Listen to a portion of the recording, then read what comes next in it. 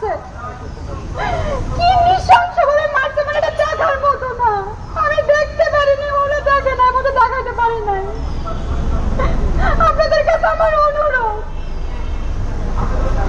এরা এখনো কেন বাইরে থাকবে? কিসের জন্য বাইরে থাকবে? কি কারণে বাইরে থাকবে তারা? শাস্তি হওয়ার না হওয়ার কারণে এরকমের প্রকাশ্যে একজনের জীবন হারাইতে হয়েছে।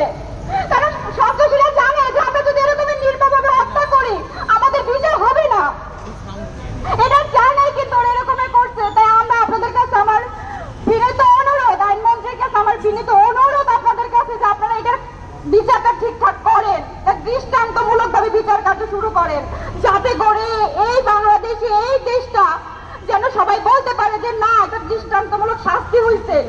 কোন সন্ত্রাসী যদি অপরাধ করতে যায় অন্তত 10 বার ভাববে। আমি ভুল বলছি, 10 বার না 100 বার ভাবার মতো আপনারা বিচার করেন। আজ আমার ভাই, আমার বাবা শেষ হয়েছে, ওর বাবা শেষ হয়েছে, আপনাদের কি হবে না এটা কোনো গ্যারান্টি আছে?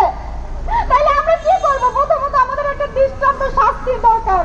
অন্তত যেন সন্ত্রাসীরা মরার আগে 100 বার ভাইবা না যে না, এই বাংলাদেশে অন্যায় অপরাধ করা যাবে না। আমি মনে করি অন্তত সব সন্ত্রাসীদের গ্রেফতার করে পুলিশে সমর্থ করে এবং তাদেরকে যেন সর্বোচ্চ শাস্তিটা দেওয়া হয়। মূল যে 4 জন আসামি, আমাদের অনুরোধ, এই যে আনোয়ারুল হক রনি, কাইয়ুম মোল্লা, রাকেশ এবং তোফাজ্জল হোসেন বাবুল, এদেরকে মোজাফফর হোসেন বাবুল, এদেরকে যেন আইনের আওতায় আনা হয় অতি দ্রুত এবং ইজাহার এদের নামকে যুক্ত করতে হবে। আমাদের এটা অনুরোধ হিসেবে আপনারা নেন। সময় পেলে, সুযোগ পেলে আমাদের উপর আক্রমণ করবে, আমরা সুরক্ষিত না। সেই জন্য